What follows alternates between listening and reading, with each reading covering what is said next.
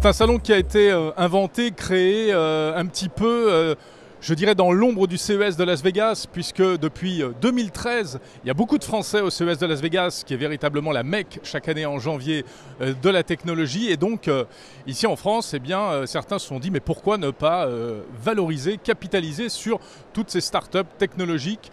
Ici, eh bien, on peut voir ce qui se fait de mieux en matière d'innovation technologique. Il y a des robots, il y a beaucoup d'objets connectés, puisque les Français sont très forts en matière d'objets connectés. Et puis, particularité, c'est qu'il y a aussi beaucoup de grands groupes, parce que ça, c'est la France.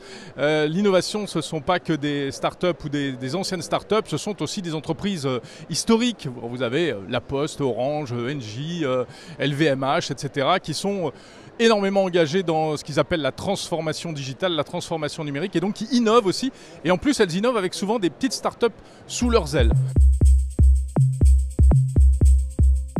Mark Zuckerberg, le patron de Facebook, qui fait un petit peu sa tournée européenne. Il y a quelques jours, il était à Bruxelles, mais pour un sujet un petit peu moins drôle, il allait s'expliquer devant les eurodéputés à propos du scandale Cambridge Analytica.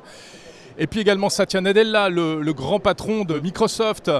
Et puis en réalité, toutes les têtes ou tous les représentants de très haut niveau des grandes entreprises comme Google, Uber, ce qu'on appelle les GAFA, les GAFAM, sont également présents, invités. Ils interviennent. Ici, ils font donc des keynotes, des interventions publiques qui sont évidemment très très suivies.